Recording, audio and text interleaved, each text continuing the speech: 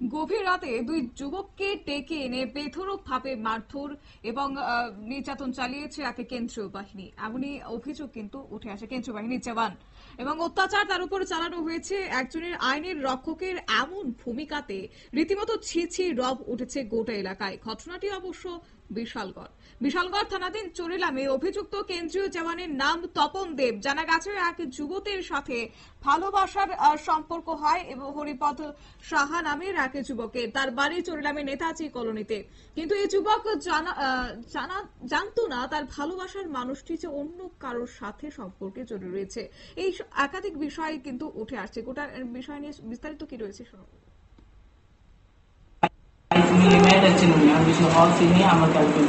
তারপর আমার এসএমএস করে বলছে তো আমার লোক অন্য খারাপ কিছু করছে, তুমি দেখ শুনে জানো নি? আমি বলছি না জানি না, তুমি দু একটা প্রুফ থাকে। তারপরে আমার একটা প্রুফ দিছে, একটা ফটো দিছে, আমি তো অনেক খারাপ কিছু দেখছি আমি, বাট আমার কেউ দিছে।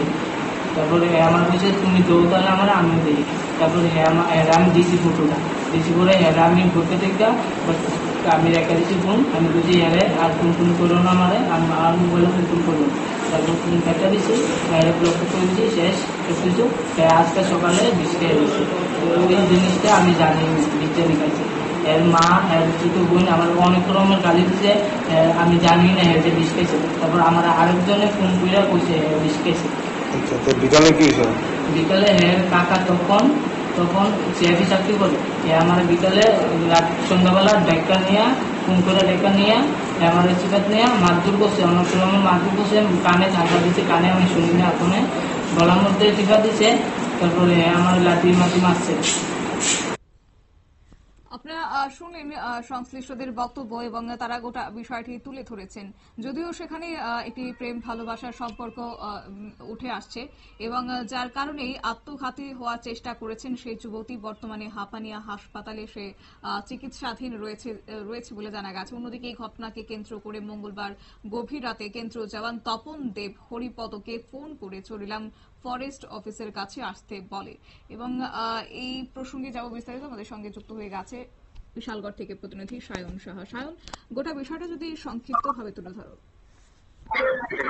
গতকালকে রাত্রে বিশালগড় থানা এলাকায় একটি চাঞ্চল্যকর ঘটনা ঘটেছে, যেখানে একজন কেন্দ্রীয় জওয়ান আইনের রক্ষক হয়ে উনি রীতিমতো রক্ষকের মতো কাজ করেছেন।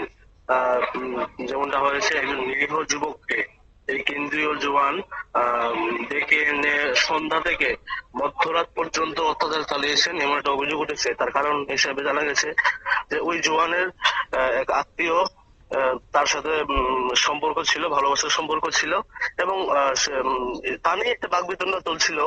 তো সেই ঘটনাকে কেন্দ্র করেই গতকালকে রাতে হরিপদ সাহা নামে এক যুবককে সেই কেন্দ্রীয় জওয়ান ডেকে এনে অনেক রাত পর্যন্ত অত্যাচার চালিয়ে অবশেষে বিশালগড় থানার পুলিশের হাতে তুলে দেন। তবে সেই কেন্দ্রীয় জওয়ানের বিরুদ্ধে এখন তাকে কি কোনোভাবে আইনগত তার বিরুদ্ধে ব্যবস্থা নেওয়া হবে? দেখো, এখনো পর্যন্ত পুলিশ কোনো ব্যবস্থা নেয়নি, তবে পুলিশ আশ্বস্ত করেছেন ঘটনাটি সম্পূর্ণ তদন্ত করে ব্যবস্থা নেওয়া হবে। একেবারে ধন্যবাদ।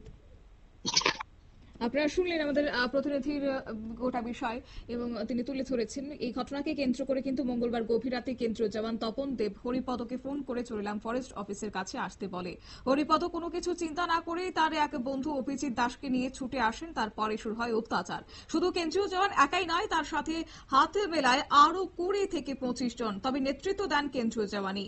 অভিযোগ, হরিপদকে দীর্ঘক্ষণ আটকে রেখে মারধর করে রাত 1টার সময় বিশালগড় থানায় নিয়ে আসেন। মধ্যরাতে দুই যুবককে বিশালগড় মহকুমা হাসপাতালে নিয়ে আসা হয় শারীরিক পরীক্ষা নিরীক্ষার জন্য। চিকিৎসকও জানান হরিপদ সাহা নামের সেই যুবকের শরীরে আঘাত রয়েছে এবং এই প্রশ্ন উঠছে, একজন কেন্দ্রীয় জওয়ান হয়ে কিভাবে আইন তিনি নিজের হাতেই তুলে নিলেন? আগামী দিনে সেক্ষেত্রে তার বিরুদ্ধেই বা কি পদক্ষেপ নেবে পুলিশ প্রশাসন, সে নিয়ে অবশ্য সংশ্লিষ্ট এলাকার জনগণ তাকিয়ে রয়েছে। নিয়ে নিচ্ছি ছোট্ট একটি বিজ্ঞাপন, বিরতির সঙ্গে থাকুন।